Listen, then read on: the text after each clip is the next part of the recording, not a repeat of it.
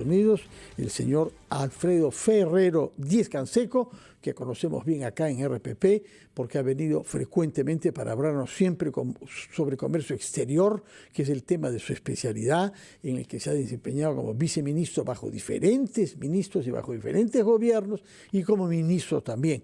Y a ese título fue uno de los principales negociadores del Tratado de Libre Comercio, precisamente con Estados Unidos. Embajador Ferrero, muy buenos días, gracias por estar acá. Fernando, gracias por la invitación, encantado de estar en RPP como siempre. Usted ha venido esta vez acompañando a una delegación importante de los Estados Unidos, encabezada por un alto funcionario del Ministerio de Relaciones Exteriores allá, que llaman Departamento de Estado, el señor José Fernández, que es el responsable de crecimiento económico, energía y ambiente.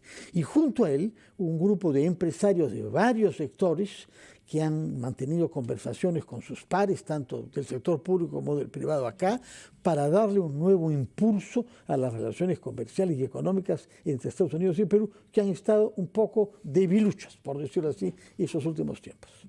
Bueno, sí, Fernando, efectivamente estoy acá algunos días, por trabajo, obviamente, porque hemos tenido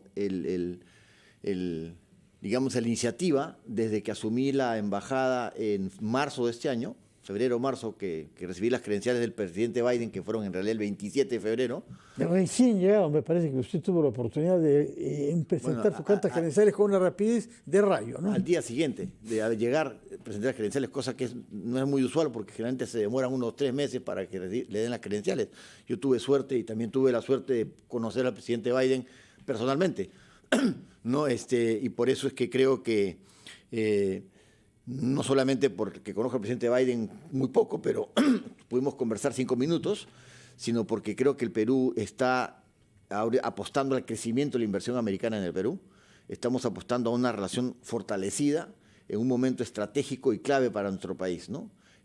Yo repito acá lo que le digo a los Estados Unidos, ¿no es cierto? El Perú es un país estratégico en la región, ¿no? No es casualidad que fuimos el centro del imperio incaico, que fuimos el centro del virreinato español y que hoy día somos el centro de una serie de inversiones de varios países que están apostando por el Perú, porque tenemos dos cosas muy importantes, ¿no? Así como tenemos falencias, tenemos cosas buenas y muy buenas. La geografía, la ubicación geográfica central en América del Sur, de cara al Pacífico, y por supuesto la cantidad importante de recursos que tenemos en minería, en pesca, en agroindustria y, por supuesto, el sector de la industria sin chimeneas, el turismo. Entonces, es un país atractivo, ¿no? Que creo que bien gestionado, con un aparato público eficiente, cosa que no tenemos, ¿no es cierto? El Perú podría ser una potencia económica suramericana. De acuerdo. Por supuesto, cuando usted habla sobre turismo, incluye, por experiencia que tiene, la comida, la gastronomía. Como hemos visto que ha hecho una visita la candidata y vicepresidenta Kamala Harris a un restaurante peruano de Nueva York, ¿no? Sí, efectivamente. Saltamos a la gastronomía para explicar un tema muy importante. Y es cosa el tema de los que hemos conversado últimamente esta semana pasada con alguien de PROMPERÚ. Creo que el Perú en el tema de turismo necesita no recuperar las cifras de prepandemia. 4 millones por año. Tenemos que llegar a 6 o 7 millones. El Perú, con el potencial turístico que tiene, es increíble que tengamos cifras de 3.5 millones de visitantes para fin de este año. O sea, esa cifra para nuestros recursos es inconcebible. Pero nos falta infraestructura, nos falta inversión, fíjese Choquequirao, fíjese los aeropuertos. Pero ¿cuáles son los problemas que tenemos en el tema de turismo, por ejemplo? Y eso lo digo como exministro y no como embajador.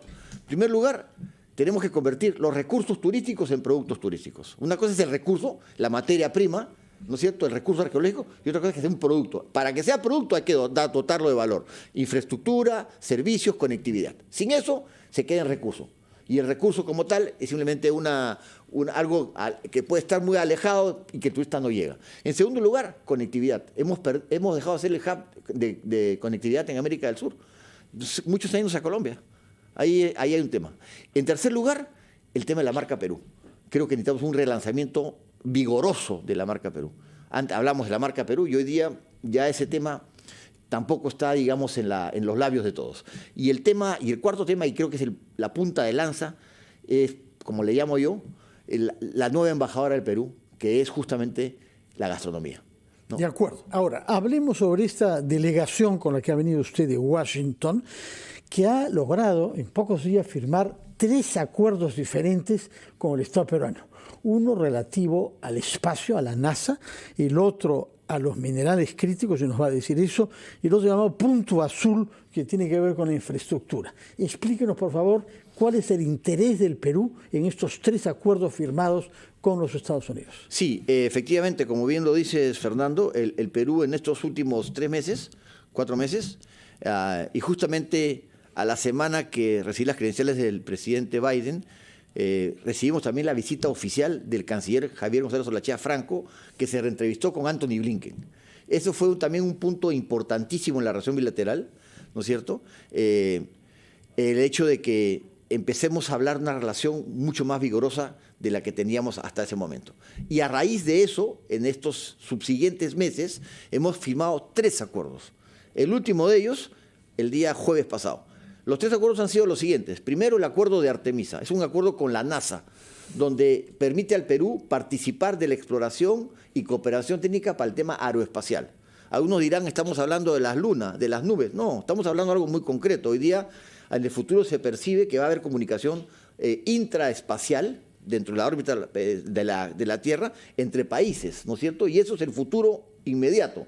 O sea, de aquí a unos 20 años vamos a estar hablando de eso. Y Perú tiene condiciones en ese rubro. Así que ese acuerdo con la NASA es un paso importantísimo en ese espacio. ¿Qué es lo que recibe en el Perú de acuerdo a este entendimiento, este memorándum? Primero, cooperación técnica. Segundo, información, ¿no? Que son claves para poder ver si tenemos condiciones para poder en algún momento eventualmente tener algún puerto aeroespacial o algo que se le parezca. Entonces nos coloca en una liga especial. El hecho de que dispongamos de un satélite propio desde hace unos años, ¿no? Usted recordará toda la polémica que hubo respecto a esa compra. Hoy ha quedado claro que nos ha permitido ahorrar dinero, hacemos las fotos que queremos, pasa sobre nuestro territorio 2 veces al día. ¿Sirve para algo respecto de este acuerdo con la NASA? Sí, por supuesto que sirve, porque además eso demuestra que el Perú ya tiene un interés y un avance en este aspecto. Además, hay peruanos que han estado en la NASA. Sí. O sea, ingenieros y mujeres ingenieras. Esto es parte de todo este desarrollo, ¿no? Este primer acuerdo se firmó por el canciller González Olachea hace como 2 o 3 meses. Después hemos hecho otra adhesión a un documento que se llama el Blue Dot Network, como tú bien lo dijiste. Infraestructura. ¿Qué cosa implica este acuerdo? Este implica que hay una serie de países, creo que son 14 o 15 países, que han suscrito un documento para garantizar inversión en infraestructura, que para el Perú es clave. Nuestro déficit de infraestructura es enorme, es de 140.000 millones de dólares. Y obras mal hechas, 2.500 obras paralizadas. Nos falta todo. Nos falta todo. Necesitamos acortar esa brecha en infraestructura, porque sin infraestructura, nuestros 4 fantásticos, que son la minería, la pesquería, la agricultura, el turismo, no se van a poder desarrollar a plenitud. Y vamos a seguir hablando de un potencial y no vamos a hablar de una realidad. Entonces, esa infraestructura es clave. Este acuerdo permite establecer estándares o parámetros de calidad en la inversión, para que no sea cualquier inversión en infraestructura, sino que tenga una inversión que sea duradera. Pero ¿cómo se pasa al acto? ¿Cuándo vamos a ver empresas norteamericanas presentándose a las licitaciones para hacer carreteras, para hacer líneas de tren, para hacer irrigaciones, para hacer hospitales y para hacer también viviendas? Sí.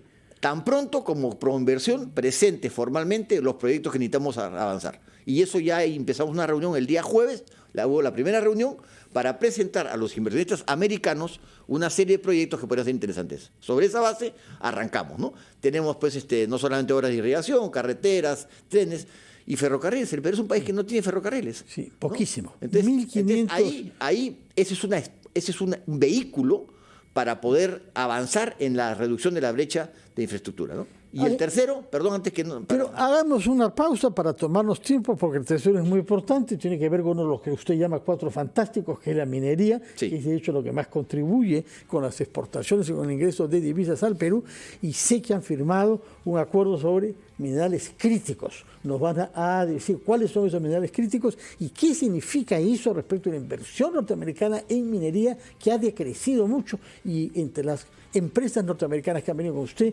figuran dirigentes de Newmont, que está presente, pero que quizá pueda estar aún más presente en la exportación minera en el Perú. Vamos a hacer una pausa y retomamos nuestra conversación con el embajador del Perú en los Estados Unidos, y el señor Alfredo Ferrero Díez Canseco.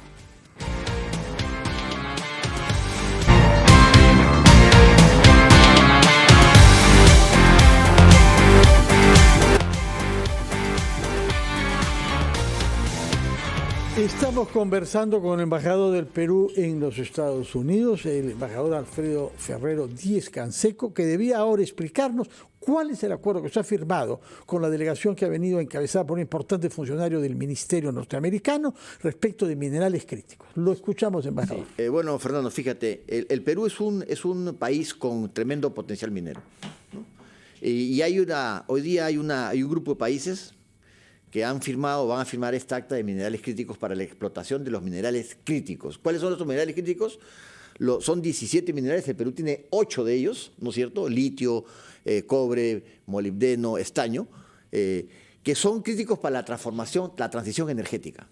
Entonces, lo que se va a hacer con este acuerdo, que Perú ya firmó, es intercambio de información y de proyectos para inversión y explotación de minerales, ¿no? Entonces, para un país como el Perú, que tiene reservas minerales importantísimas, se calcula que dentro de los análisis de minerales críticos, que son 17 minerales, el Perú es el segundo país en el mundo en cuanto a potencial respecto de esos minerales. O sea que imagínate el tamaño del Perú en sus reservas, todavía algunas reservas identificadas, porque ¿cuántas habrán no identificadas? Que implican para el Perú ser una potencia mundial en la minería. Y hablando del cobre nomás, se calcula que de aquí a unos 10 años el volumen de cobre necesario va a ser, dicen algunos, 10 veces más de lo que necesita ahora. Y no hay suficientes proyectos para abastecer esa demanda. Por lo tanto, el Perú, que es un país cuprífero, el segundo del mundo después de Chile. Creo que estamos perdiendo ese número 2 frente a Congo, ¿eh? Si no nos ponemos las pilas, sí, vamos a retroceder. Pero nuestras reservas son inmensas. Lo que pasa es que tenemos proyectos que no han avanzado, que están paralizados, ¿no? Estamos hablando de Tía María, recordemos que hay otros proyectos que todavía no han salido adelante, ¿no? Pero el potencial minero del Perú es indudable. Y en este acuerdo de minerales críticos vamos a apoyar para que se pueda explorar y explotar mayor cantidad de mineral. Entonces creo que es fundamental. La minería es nuestro principal sector del país. Cuando yo hablo de los 4 fantásticos, la minería es el número 1. Hoy día el número 2 justamente es la agroindustria. Sí. Con el Tratado de Libre Comercio logramos justamente que Perú llegue a exportar. Estamos exportando 11.000 millones de dólares. Cuando yo era viceministro, Fernando, estábamos en 800 sí. o 1.000. Son 12 veces más. Ahora estamos en 11.000. Y el mercado americano recibe anualmente, este año calculamos que va a ser entre 3.800 a 4.000 millones de dólares en productos agrícolas peruanos. Compite con China, y ahí entramos a un tema importante en su trabajo y para el Perú. Las relaciones entre China y Estados Unidos se degradan, y sucede que nosotros somos amigos de ambos y somos socios comerciales importantes de ambos, con una prioridad como socio comercial de China, que está invirtiendo en el Perú más que Estados Unidos. A ver, mira, yo aquí tengo un análisis un poco más comprensivo de lo que es el primero o segundo socio comercial. Desde el punto de vista comercial, si habla solamente de exportaciones o de importaciones, las cifras pueden estar ahí. Pero si hablamos de socio, en general como concepto comprensivo, el principal socio del Perú es Estados Unidos, ¿no? Porque no solamente es un socio en inversión, en el comercio, exportaciones e importaciones, nuestro comercio con Estados Unidos se ha triplicado desde el Tratado de Libre Comercio. El Perú es el principal exportador de arándanos a Estados Unidos. Es el segundo proveedor de fruta para Estados Unidos en el mundo, ¿no es cierto? Y encima de eso tenemos tenemos convergencia en sectores, en valores democráticos, en temas sustantivos que nos hacen... Y en necesidades comunes de seguridad. Hemos visto que Estados Unidos ha creado un grupo especial para luchar contra el Tren de Aragua, sobre todo en el estado de Colorado, y esa palabra la conocemos muy bien en el Perú. Por eso, efectivamente, hablemos ahora sobre seguridad ciudadana, que es un punto importantísimo del Perú, el que más preocupan a los ciudadanos, como usted sabe. qué tipo de colaboración hay con los Estados Unidos. Tradicionalmente era sobre drogas, pero ahora estamos frente a otros desafíos como la minería ilegal, como la trata, y sabemos que los Estados Unidos tienen los ojos puestos en esos temas. Sí, bueno, por eso cuando hablamos de socios, hay que hablar en temas de forma comprensiva. La sociedad no solamente es comercial, hay una sociedad política, hay una sociedad en valores, en intereses, en aspectos comunes. Y el tema de la seguridad para el Perú es clave y también para Estados Unidos. No solamente tiene que ver con el tema de los negocios ilegales, ilícitos, que ya no son solamente el narcotráfico. Tenemos también la minería ilegal, que es otro flagelo, ¿no? Tenemos el tema de la migración, que es otra preocupación. Entonces, esos temas continentales son temas con los que tenemos un vínculo con Estados Unidos, de cooperación. ¿En qué cosa? Por ejemplo, en el tema de satélite, en tema de sobrevuelos, en el tema de dotarnos de capacitación y por qué no también dotarnos de alguna sofisticación, algunos helicópteros y este tipo de cosas, que ya se ha avanzado el Ministerio de Defensa en este aspecto. O sea que, por eso digo, el principal socio del Perú, en mi humilde opinión, sí, es Estados Unidos. En términos generales no cabe ninguna duda, porque tenemos un tema de seguridad que no compartimos con China, por otra parte, y además tenemos otro tema sobre el cual quiero oír su opinión sobre sus relaciones en Estados Unidos, el tema del ambiente, que es un tema que está en la prioridad de la agenda internacional norteamericana, ambiente y derechos humanos, hablaremos también de eso. Pero respecto al ambiente lo menciono porque el señor Fernández, con el que ha venido usted, es responsable también de eso para las Américas, por lo pronto. Y tenemos un problema con la Amazonía, porque hay unos ojos puestos en la comunidad internacional sobre la no deforestación, con las consecuencias nefastas que esto tiene para el ambiente general del globo. Y hay un problema, porque hay quienes sostienen que nuestras exportaciones de café y de cacao podrían verse perjudicadas si no hay garantías que no proceden de zonas que no hayan sido deforestadas. Sí, efectivamente, la preocupación del medio ambiente es una preocupación global, ¿no es cierto? Algunos países tienen más preocupación que otros, pero para efectos de lo que es el mundo, la preocupación es clarísima. Lo que sucede ahí es que hay que tener mucho cuidado con la deforestación en la Amazonía, en productos como el café y el cacao.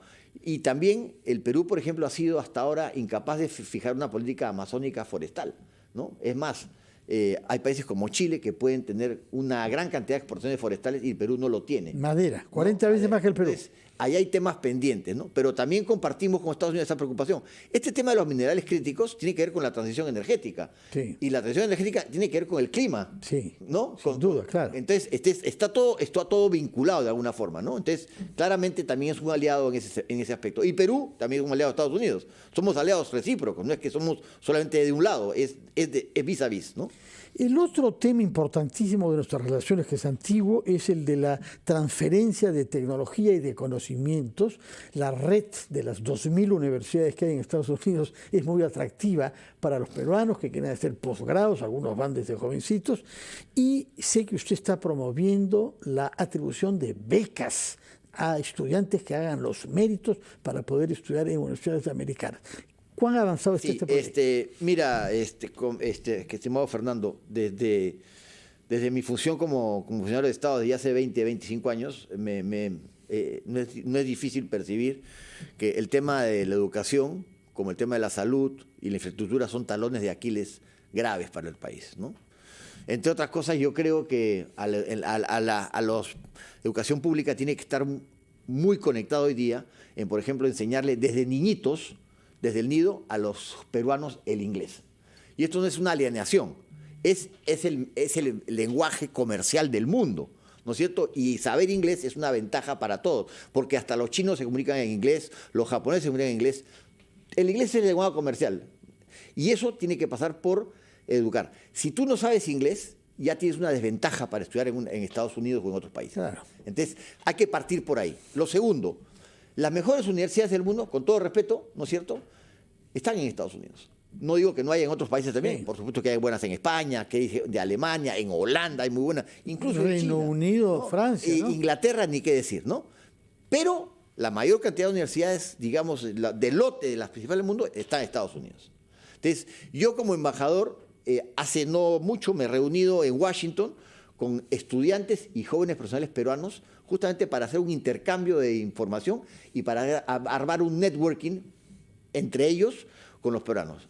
A mí como embajador me interesa que cada vez más peruanos vayan a estudiar y se capaciten, porque esos peruanos regresan al Perú con sus conocimientos y se convierten... Una parte de ellos, no todos, lamentablemente. Pero algunos después regresan también. También. ¿No? Entonces son transmisiones de conocimiento. Entonces, parte de nuestra idea en la embajada es tratar de buscar acuerdos con universidades para ver la posibilidad de ampliar el número de becas a los peruanos.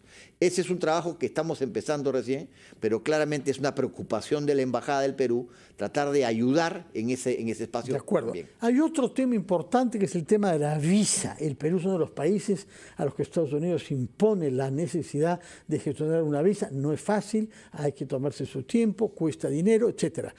Y hemos tratado de que se nos levante esta exigencia, como se ha hecho en otros países de América Latina, y también que se creen visas especiales para empresarios de las pequeñas y microempresas. Ese es uno de los temas que se va a abordar ahora en APEC, ¿no? Ese tema de las MIPES. ¿Qué posibilidades ve usted, al mismo tiempo que la visa y la negativa a la visa se ha vuelto también un arma sancionadora? Lo hemos visto en Guatemala, en donde lo que funcionó contra la corrupción de ese país es la prohibición de visa para 300 dirigentes del país. Y en los últimos días se ha hablado mucho de la negativa de visa o la revocación de la visa de César Acuña, fundador de APP. ¿Qué sabe usted sobre este tema? Respecto de César Acuña, desconozco cuál es la situación, porque obviamente es un tema privado de César Acuña con el gobierno americano. Las visas en el Perú son potestad del consulado americano en el Perú, ¿no es cierto? Ni siquiera de la embajada, ¿no? de Estados Unidos acá, ni menos de mi embajada que está en Washington, ¿no? Lo que te puedo decir es que obviamente nos interesaría mucho como peruanos que haya que podamos tener visas especiales para los empresarios y también visas para que no tengamos que pedir visa. Pero también seamos realistas, ¿no? Estamos a puertas de un cambio de gobierno, ¿no es cierto?, que viene ahorita porque va a haber... 5 de noviembre, y luego en enero. ¿No? Y asumen en enero. Estamos también con un tema migratorio álgido en la región con el tema de Venezuela, ¿no es cierto?, que hay un montón de inmigración venezolana. Entonces, yo ahorita prometer de que vamos a arreglar el tema de las visas en el corto plazo, eso no es posible, ¿no? Ahora, que vamos a iniciar tratativas para que el tema se vaya arreglando en los siguientes años, sí. Yo creo que es una necesidad y vamos a ver la forma. Para eso habría que firmar algunos acuerdos solamente con el gobierno americano y, como digo, en este espacio de tiempo no lo veo posible porque estamos a 5 meses de un nuevo presidente, porque tanto si es Kamala o si es Trump, es una nueva administración y ese es un tema sustantivo. Entonces yo no voy a promover visas acá porque sería demagogia, no, sin duda, pero sí puedo decir que es una preocupación de la embajada y que haremos lo posible para que este tema en el futuro cercano tenga algún tipo de solución, ¿no? De acuerdo. Ahora, hemos dejado para el final de nuestra conversación el tema de la APEC. En primer lugar, queremos saber si el presidente de Estados Unidos, Joe Biden, vendrá al Perú o no para esta cumbre de las 29 economías del Océano Pacífico, de la Cuenca del Pacífico. Esto significaría que él vendría una semana después de las elecciones. Las elecciones son el 5 de noviembre. Si él viniera, ya sabría quién es su sucesor, si Trump o si Harris. Creo que ha conversado usted y tenemos algunas indicaciones, pero confirmación oficial creo que no es por el momento, ¿no? No, mire, nos pasó la vez pasada también con Obama, que pasó lo mismo, que hubo elecciones antes de la cumbre APEC y nos parece que cogemos los años cuando hay elecciones en Estados Unidos. Así que este año es igual. Efectivamente, el 5 de noviembre hay las elecciones en Estados Unidos y habrá un ganador, ¿no? Sea Kamala o sea la vicepresidenta actual o el expresidente Trump que quiere regresar. El Perú como embajada tiene que trabajar con quien le toque trabajar y ciertamente tenemos hoy establecidas muy buenas relaciones con el presidente Biden y su administración y tenemos que hacer lo propio con quien toque o quien sea elegido por el pueblo americano. Desde el punto de vista de la visita de Biden, sería para el Perú muy importante que venga. Aparentemente habría la intención de hacerlo por algunos información que tenemos, pero no hay todavía confirmación oficial. Particularmente, como te he comentado fuera de micrófono, cuando yo recibí las credenciales del presidente Biden en el mes de febrero, 27 exactamente, tuve ocasión de conversar 5 minutos con él. Y entre los temas que hablamos, entre ellas una visita que venía del canciller González Olachea a Blinken, pero uno de los temas centrales, o el tema central, fue la visita de él en noviembre. Y el presidente Biden, que además en ese momento estaba muy lúcido, nos reímos porque su esposa incluso ha estado en el Perú en el 2016. Sí, recuerdo. O sea, le dije, presidente, el Perú lo espera con los brazos abiertos en noviembre. Nos encantaría que usted pueda visitar el Perú, creo que es importantísima su presencia y esperamos confirmación. Ese fue el mensaje de parte de la presidenta Dina Boluarte y el canciller Gonzalo Socha, porque ya estaba conversado que lo iba a plantear nuevamente en persona. El presidente Biden me contó textualmente lo siguiente: haremos lo posible. El riesgo es que me quiera quedar en el Perú. Bueno, es un riesgo, pero que puede correr. Lo que me estaba tratando de decir es que él tiene una relación muy simpática con el Perú y que eso además se deriva justamente de la visita que hizo su esposa en el 2016. Gil, famosa, claro, ¿no? sí. Entonces, educadora, que tuvo contacto con organizaciones sociales. Por supuesto. Entonces, hay un vínculo, ¿no?, directo o indirecto entre el Perú y Biden, el presidente Biden, y bueno, yo creo que si la agenda le permite, ¿no?, él seguramente hará los esfuerzos para estar en el Perú en ese momento. Además, ya en ese momento ya habrá un nuevo presidente en Estados Unidos elegido, porque la elección es el 5 y esto es el 15 y 16, y él vendrá en su calidad de presidente saliente. De acuerdo, ¿no? De acuerdo. Tema final, que es delicado, el de los derechos humanos. Estados Unidos ha incluido en su política exterior, desde la época del presidente Carter, los derechos humanos, lo que los lleva a señor Blinken, secretario de Estado, a publicar un informe anual sobre la situación de los derechos humanos en los países del mundo.